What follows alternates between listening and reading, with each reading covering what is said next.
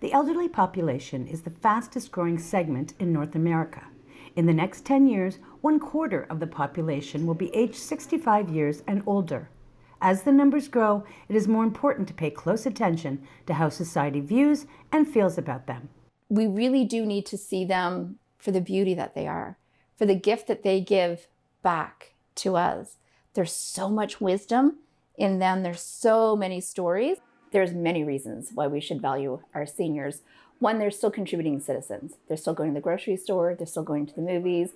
They're still paying for activities. They're out and about being important members of our community, and we don't give them the credit that they deserve. Stereotypes of aging include assumptions and generalities about how people over a certain age should act and what they are likely to experience, without respect for differences or circumstances. They are still running a business. They are still creating waves in our community.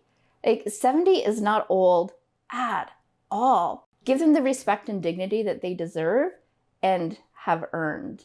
Dismissing myths about aging and seniors will go a long way to altering attitudes. Seniors are not unproductive members of society. They are more likely to volunteer, and 1 in 5 aged 65 or over are still working. My friends that I have say, Gabby is still working. That to me sort of gets me a little bit, I'm going, that word still to me is like a negative connotation. I'm still alive. You know, I can still do what I want to do. And I think sometimes when you get older, we're all labeled and put in a box. And I think that's wrong. I think that's wrong of society. I think as we mature and as we grow older, our generation has a lot to share and inspire and be ambassadors to the generation that are behind us. In Canada, research shows that older adults are consumers. They dominate 119 of 123 consumer categories for items such as food and beverages. They often have more disposable income than young people with families, and they spend it where they live. They have a lot more dollars accessible to them. And locally, they're the ones who are boosting our economy. So they're going to the local grocery stores. They're buying fresh produce. They're going to the coffee shops and they're meeting with their friends on a regular basis.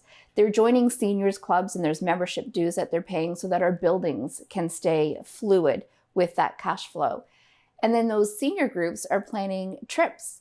So maybe you live in a small town and you're planning a bus trip to go to a bigger city, to the art gallery or a play. So those dollars that we have locally are now going more regionally. And really, when you look at the big picture, the majority of our children move away.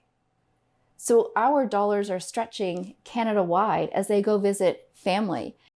Ageism plays out in day-to-day interactions and messaging. However, despite this, seniors are positive about their lives, reaffirming they can be active and happy as they age. They are more comfortable being themselves and have a strong sense of purpose. When I turned 70, is when I really looked at that, and it was not so much about feeling old, is how I was going to embrace my life as I get older, because I think there was a lot more behind me, but I thought, my goodness, in 10 years I'm going to be 80, and I said, how do I choose to live my life in that? What's important to me, and how do I want to live my life in those 10 years? What is your sense of purpose as you get older? It's not just sitting around and not doing nothing. I think that can really hinder as you mature in many ways, mentally, physically, and spiritually.